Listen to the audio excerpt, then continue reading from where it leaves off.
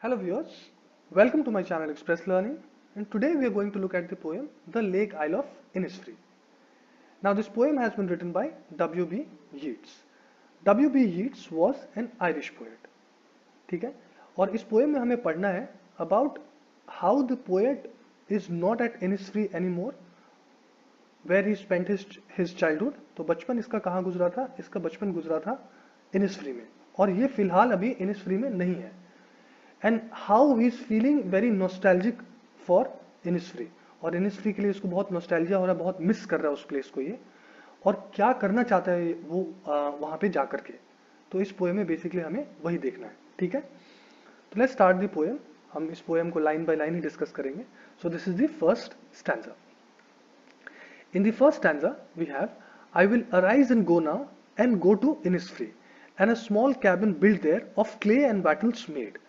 9 bean rows will I have there, a hive for the honey bee, and live alone in the bee loud glade. तो first stanza में poet में बता रहा है, सबसे पहले फर्स्ट लाइन में वो हमें बता रहा है about his resolve, about his determination, कि वो क्या करना चाहता है. आई will arise and go now, मतलब उठूंगा और अभी जाऊंगा. ठीक है, और कहाँ जाऊंगा? I will go to Innisfree. जैसा मैं थोड़ी देर पहले आपको बता रहा था, इनिसफ्री वो जगह है जहाँ पे इस पोएट का बचपन गुजरा है, W.B. यीट्स का बचपन गुजरा है. तो उसको बहुत नॉस्टैल्जिया हो रहा है इस जगह के लिए, है ना. वो वहां जाना चाहता है क्योंकि वो बहुत मिस कर रहा है.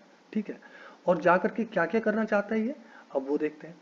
And a small cabin build their, तो छोटा सा एक कैबिन बनाएगा, छोटा सा एक रूम बनाएगा वहां पे. ऑफ क्ले एंड वैटल्स मेड, किसका बनाएगा? क्ले का, मिट्टी का, और वैटल्स का. वैटल्स क्या होते हैं? वैटल्स आर बेसिकली स्मॉल स्टिक्स, छोटे छोटे जो छड़ी होते हैं ना, जिससे कई बार लोग अपने फेंस बनाते हैं, अपने बाउंड्री को बनाते हैं. आपने देखा भी होगा कि लोग घर बना लेते हैं, उसके चारों तरफ में एक बाउंड्री बना देते हैं. तो बाउंड्री कई बार सीमेंट का भी बनता है, लेकिन कई बार उसको लोग छोटे छोटे लकड़ियों से भी बना देते हैं. ठीक है, दोज स्मॉल स्टिक्स, वो छोटे छोटे लकड़ियों को वैटल्स बोलते हैं. तो ये अपना घर ऐसे ही बनाएगा, एक छोटा सा रूम बनाएगा, रूम को बनाएगा मिट्टी का, और उसके चारों तरफ में फेंसिंग करेगा वैटल्स से. ठीक है, मतलब छोटे छोटे लकड़ियों से. 9 bean rows will I have there, वहां पे क्या रखेगा ये? 9 रोज बनाएगा बीन्स का, मतलब बीन्स जो खाने वाले बीन्स होते हैं, मतलब इसको खाने के लिए बस 9 रोज चाहिए बीन्स का. That's all he needs. ठीक है, a hive for the honey bee, इसके अलावा एक मधुमक्खी का एक छत्ता बनाएगा ये. ठीक है, and live alone in the bee loud glade, और वहां पर जाकर के ये अकेला रहेगा बी लाउड ग्लेड में. मतलब ग्लेड का मतलब होता है ओपन स्पेस. तो ऐसे ओपन स्पेस में जहां पे बी लाउड मतलब मधुमक्खियों की आवाज उसके कान में आते रहे. ठीक है, तो a place which is open, जहां खुला हुआ है, और वहां पे मधुमक्खियों की आवाज इसके कान में आती रहे. ठीक है, so that's the kind of place he wants to have. ठीक है, ऐसी जगह पे इनिसफ्री में ऐसे ये जाकर के रहना चाहता है, ये पर्पस है उसका वहां पे, मतलब ये इस तरह से वो वहां जाकर रहना चाहता है. ठीक है, सो this is the first stanza. आप इसमें नोटिस करोगे फर्स्ट स्टैंजा में एक बात और है कि he is actually wanting to be very close to nature, है ना. इनिसफ्री में जाकर के, तो इनिसफ्री वैसे भी एक लोनली जगह है, और वहां पर जाकर के ये नेचर के बहुत पास में रहना चाहता है, नेचर की गोद में रहना चाहता है. तो देखो, तो इसके जो डिजायर्स है वो बहुत नहीं कि वो महल में रहना चाहता है, ऐसा नहीं है. ये बहुत देखो सिंपल डिजायर्स हैं इसके, कि इसको उगाने के लिए बस थोड़ा सा बीन्स हो जाए, थोड़ा सा हनी बीज के हनी हो जाए इसके पास, और एक छोटा सा कमरा हो जाए, और ये अकेला सा रहे वहां पर, है ना. वो कोई ऐसा नहीं कि बहुत सारे लोग रहे, 10-20 नौकर रहे, इसको इसकी तमन्ना नहीं है. He does not want any of those things, he wants a simple life. अब क्यों चाहता है? Why does he want such a life is what we are going to see in second stanza. चलो अब second stanza पे चलते हैं. So in the second stanza we have, and I shall have some peace there. तो अभी आप देख रहे हो कि why does he want to have a life as simple as that? इतना simple life वो क्यों चाह रहा था? Because he is wanting some peace. थोड़ी शांति चाहिए उसको. पैसे के पीछे नहीं पड़ा हुआ है ये, दौलत के पीछे नहीं है ये पीस के पीछे है. इसको चाहिए थोड़ी शांति. और ये बोलता है for peace comes dropping slow, जो पीस है ना वो धीरे धीरे आता है, अचानक से नहीं मिलता लोगों को. So it comes dropping slow, मतलब इट कम्स ग्रेजुअली. ऐसा नहीं कि आप एक किसी जंगल में जाकर के एक दिन होकर के आ गए तो आपको शांति मिल जाएगी. That is not true. Poet कहता है कि इट कम्स ड्रॉपिंग स्लो, आराम से आता है. ठीक है, dropping slow from the veils of the morning to where the cricket sings. अब देखो, ये dropping slow from the veils of the morning, तो वेल्स ऑफ द मॉर्निंग का यहाँ क्या मतलब होगा? वेल्स, क्योंकि मॉर्निंग का वेल कैसे हो सकता है? मॉर्निंग का कोई पर्दा कैसे हो सकता है ना. वेल्स का क्या मतलब होता है? पर्दा. तो सुबह का क्या पर्दा हो सकता है? तो मैं बताता हूँ आपको। दिस प्लेस इनिसफ्री, ये जो है ना, ये कहाँ पे मैंने बताया आपको, ये आइलैंड में है, ठीक है। और आइलैंड में is a fairly cold place, वो जहाँ ठीक ठाक ठंड होती है वहाँ पर। और वहाँ पे सुबह में जहाँ ठंड होती है वहाँ पे क्या हो जाता है, सुबह में धुंध हो जाती है, देयर इज मिस्ट, है ना, धुंध हो जाती है। और उस धुंध की वजह से क्या होता है ना, you can not see very far, बहुत दूर आप देख नहीं सकते हो। तो ऐसा लगता है जैसे सुबह ने पर्दा पहन रखा है, सुबह ने एक वेल पहन रखा है। और इस तरह के इन्वायरमेंट में पोएट को क्या मिलता है, he gets peace. So dropping from the veils of the morning, है ना, जो सुबह का पर्दा है उससे पीस निकलता है इसका, to where the cricket sings. So veils of the morning to where the cricket sings. अब क्रिकेट जो है, जो क्रिकेट कीड़ा है, वो कहाँ गाता है, वो कहाँ चर्पिंग करता है, वो चर्पिंग करता है नेचुरल इन्वायरमेंट में, है ना। वो तो ऐसा नहीं है कि आपके बिल्डिंग में आपके आके चर्प करेगा, वो कहाँ रहता है, तो बुशेज में रहता है, फॉरेस्ट में रहता है, जंगल में रहता है, तो झाड़ी वाड़ी में रहता है ना। तो जहाँ नेचुरलिटी, जहाँ नेचुरल इन्वायरमेंट हो, वहीं पे आपको क्रिकेट मिलता है। तो basically he is saying for peace comes dropping slow, dropping from the veils of the morning. तो वेल्स ऑफ द मॉर्निंग मतलब आपको मैंने बताया कि सुबह का जो पर्दा होता है, सुबह में जो धुंध होती है, ठीक है, जो मिस्ट होता है, to where the cricket sings, से लेकर कहाँ पे, जहाँ क्रिकेट गाता है। मतलब क्रिकेट कहाँ गाता है, क्रिकेट गाता है झाड़ी में, जंगल में, बुशेस में, मतलब नेचुरल एनवायरनमेंट में। तो इसको एक तरह से हमें कहने की कोशिश कर रहा है कि पीस मिलना है तो it can only be found in a natural environment, in the lap of nature. Nature की गोद में, प्रकृति की गोद में ही मिल सकता है इसको, ठीक है। फिर बोलता है there is midnight all a glimmer.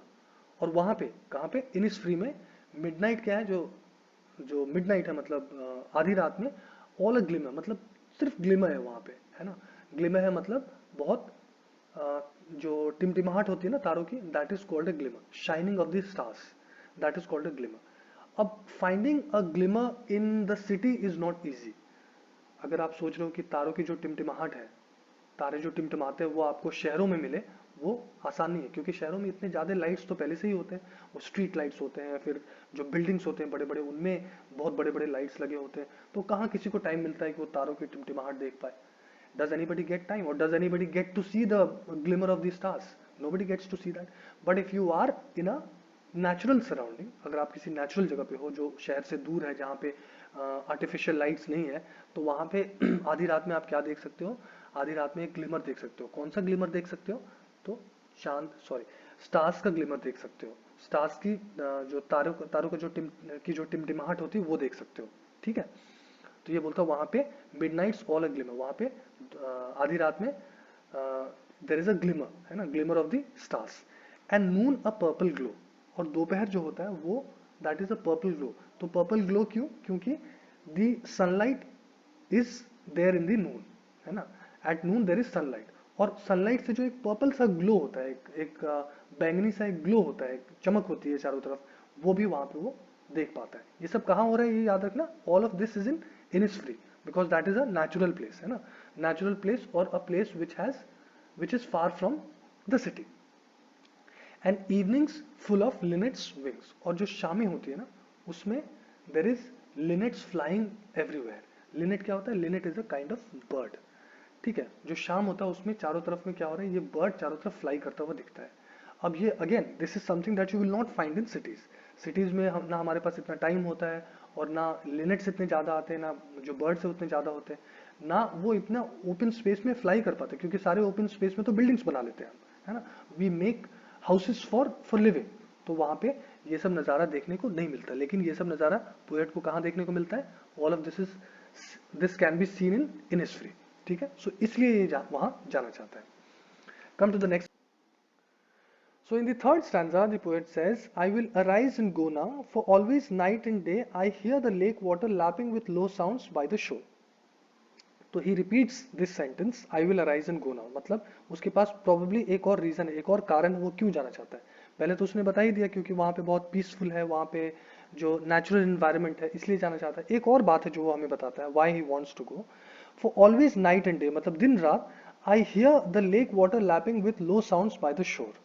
तो इसको आवाज सुनाई पड़ती है। कौन सी आवाज सुनाई पड़ती है? लेक वाटर की। लेक वाटर जो किनारे में आके थपकी देते रहती है। जैसे आप किसी झील के पास में चले जाओगे तो उसके किनारे पे देखोगे that the water seems to be lapping the shore, है ना, जो शोर होता है उसका जो किनारा होता है उस पर एक पानी थपकी देता रहता है, वो आवाज इसको सुनाई पड़ती रहती है. So he can hear that noise.